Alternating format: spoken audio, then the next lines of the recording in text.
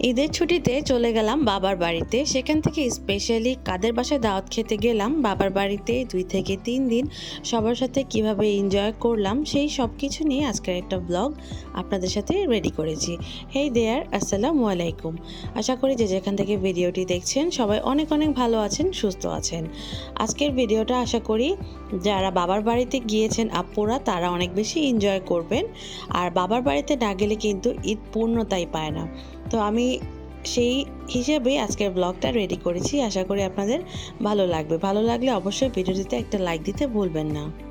তো আমরা ওই দিন যেতে যেতে প্রায় 2টা 2:30 বেজে গিয়েছিল। ভাত খাওয়ার পরে এখন হচ্ছে কাঁচা আম খাবে। তো কাঁচা আমটা গাছ থেকে পাড়ার জন্যই সবাই মিলে নিচে চলে আসলাম। আলহামদুলিল্লাহ আমার বাবার বাড়িতে অনেকগুলো সুন্দর সুন্দর গাছে আর অনেক সুন্দর সুন্দর আম ধরেছে। তো আমার হাজব্যান্ডের আবার আম পাড়তে খুবই পছন্দ, যেহেতু তারা শহরে মানুষ হয়েছে, তারা এরকমভাবে গাছ থেকে আম পেড়ে খায়নি। তো প্রতি বছরই আমার বাবার বাড়িতে আমের সময় গেলে উনি হচ্ছে নিজে নিজে আম পেড়ে তারপরে হচ্ছে নিয়ে আসে। এটা ওনার খুব ভালো লাগে। তো এখন হচ্ছে উনি দাঁড়িয়ে আছে আম পাড়ার জন্য। আর আমার ছেলে তো খুব এক্সাইটেড, সে হচ্ছে আম কুড়াবে। ছেলে আর মেয়ে ওরা এটাতে অনেক বেশি খুশি, যদিও আমার ছেলে আর মেয়ে একজনও আম খায় না। কিন্তু আলহামদুলিল্লাহ বেশ সুন্দরভাবে হচ্ছে আমগুলো এবার এসছে, দেখে খুব বেশি ভালো লাগছিল। বেশিরভাগ গাছগুলোই হচ্ছে আমার দাদির হাতে বোনা। আমার মেয়ে তো হচ্ছে ভয় পেয়ে যাচ্ছিল। এভাবে করেই আমগুলো আমার ছেলে মেয়ে কুড়াচ্ছিল, আর সাথে আরও 2-1টা বাচ্চা কাচ্চা ছিল, ওরাও আমাদেরকে কুড়িয়ে আনতে সাহায্য করছিল।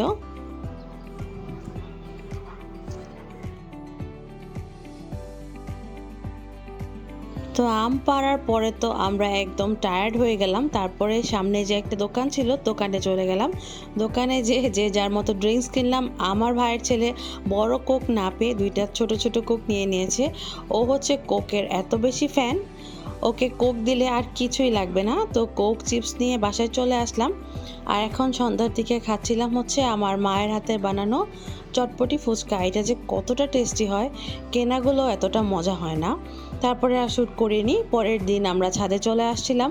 এখানে এগুলো আমার মা আলহামদুলিল্লাহ বেশ সুন্দরভাবে অনেকগুলো গাছ লাগিয়েছে, যার মধ্যে ছিল 2 ধরনের কাঁচামরিচ গাছ, সাথে ছিল হচ্ছে বেগুন গাছ, তারপরে পুঁই গাছ। আর কাঁচামরিচগুলো এত বেশি গ্রান আর সুন্দর ছিল। তো আমরা দুজন হচ্ছে একটি ছবি তুলছিলাম আর হচ্ছে গাছ থেকে পেরে নিচ্ছিলাম। এগুলোর কিন্তু আনন্দই আসলে আলাদা, যদিও আমি এইসব পারি না। এগুলো করা অনেক বেশি ধৈর্যের কাজ, আমাকে দিয়ে আসলে হবে না। তো পরের দিন সকালে এগুলো দেখে খুব বেশি ভালো লাগছিল। নাস্তা করে আমরা হচ্ছে ছাদে চলে আসছিলাম। অনেকক্ষণ ছাদের মধ্যে ছিলাম। এগুলো হচ্ছে পুঁই শাক, এগুলো মাত্র হচ্ছে বোনা হয়েছে। তো আমিও একটু কাঁচামরিচ ছিঁড়ে নিচ্ছিলাম। কাঁচামরিচের পাশাপাশি কিন্তু বেশ সুন্দরভাবে ধনিয়া পাতা, পুদিনা পাতা এগুলো হচ্ছে লাগানো হয়েছিল। আর ওই যে আম গাছ থেকে আমগুলোকে দেখা যাচ্ছে। তো আমরা এখন কাঁচামরিচগুলো ছিঁড়ে নিতে নিতে দেখলাম আমার ভাইয়ের ছেলেও চলে আসছে ঘুম থেকে উঠে।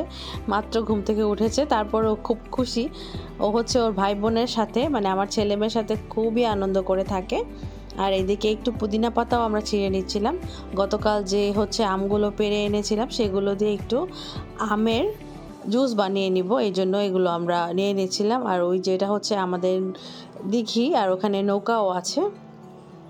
তো সময়টা যেহেতু দুপুর টাইম, গরমও ছিল, আবার সুন্দর একটা ওয়েদারে ভালোই লাগছিল। সবাই মিলে অনেকক্ষণ ছাদে ছিলাম।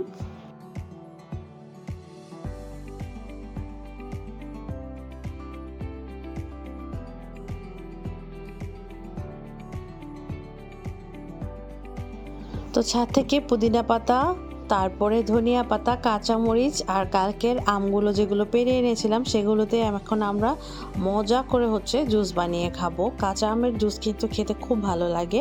অনেকে আবার ভর্তাও খায়, সেটাও অনেক মজা হয়। আর এদিকে আজকে খাবারে তৈরি হচ্ছে মজাদার স্বাদের ফ্রাইড রাইস, আর সাথে হচ্ছে চিকেন ফ্রাই, যেটা আমাদের বাসার সবার অনেক বেশি পছন্দ, তাই একটু বেশি করেই বানানো হয়েছে। এখানে ফ্রাইড রাইসটা রেডি হয়ে গেছে সাথে। আর এইদিকে চিকেন ফ্রাইটা একটা একটা করে তৈরি হচ্ছে। চিকেনটা আগে থেকেই ম্যারিনেট করা থাকলে হয় কি চিকেন ফ্রাইটা খেতে অনেক বেশি ভালো লাগে। তো প্রথম ব্যাচটা চুলায় বসিয়ে দেওয়া হয়েছে। এভাবে করেই আস্তে আস্তে করে সবগুলো ভাজা কমপ্লিট হলে আমরা আমাদের খাওয়াটা খেয়ে নিব।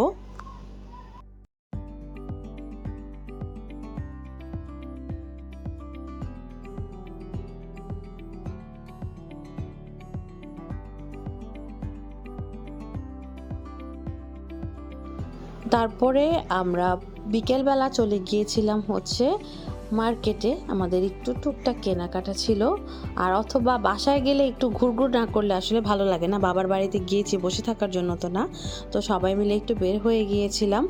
আর আমরা যখন বের হয়েছি তখন ওয়েদারটা অনেক বেশি সুন্দর ছিল, কিন্তু আমরা ওইখানে যাওয়ার পরে হঠাৎ করে একদম তুফানের মতো ঝড় বৃষ্টি শুরু হয়ে যায়। আমরা তো একদম ভয় পেয়ে গিয়েছিলাম। একদম বালি দিয়ে সব কিছু চারদিক ভরে গিয়েছিল, অন্ধকার হয়ে গিয়েছিল। তো আমরা ওখানে কিছুক্ষণ থেকে যখন হচ্ছে তুফানটা একটু কমে তারপরে বাসায় চলে আসি। আর এটা হচ্ছে পরের দিনের ভিডিও, শুক্রবার, যেদিন মূলত আমরা গিয়েছিলাম এই দাওয়াতটার জন্যই বাবার বাড়িতে। এবার ঈদে আমার ভাইয়ের শ্বশুর বাড়িতে হচ্ছে আমাদেরকে ঈদ উপলক্ষে সবাইকে দাওয়াত দেওয়া হয়েছিল। তো দাওয়াত খেতে যাব আর মিষ্টি নিব না, সেটা তো হয় না।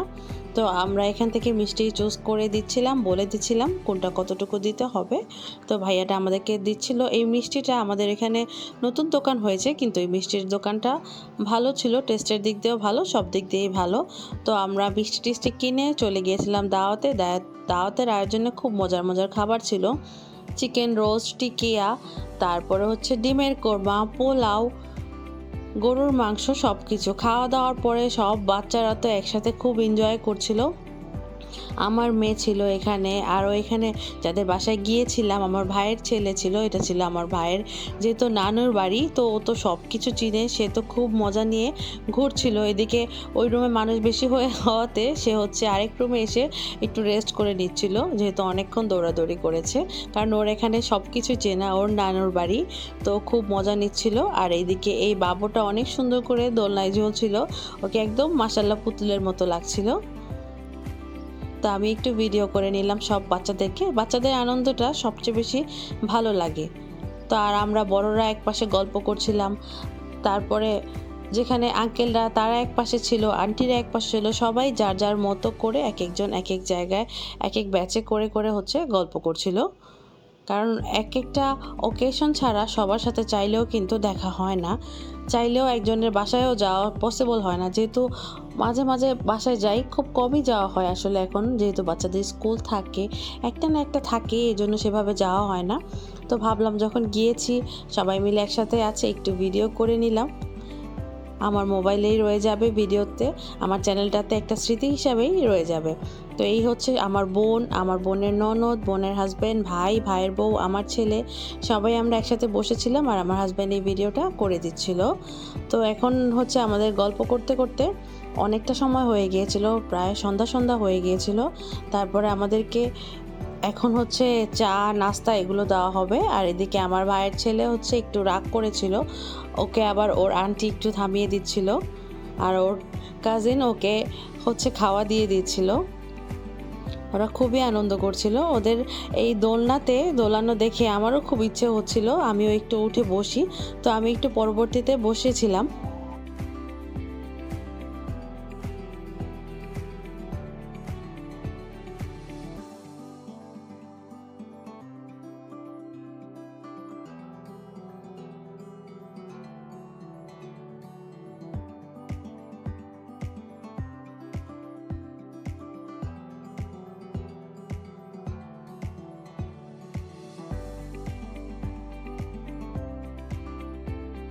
তো সন্ধ্যার নাস্তা খেয়ে আমরা বাসায় চলে আসছিলাম, আর কোনো ভিডিও করিনি, ইভেন বাসায়ও ভিডিও করিনি। পরের দিন আমি চলে আসছিলাম।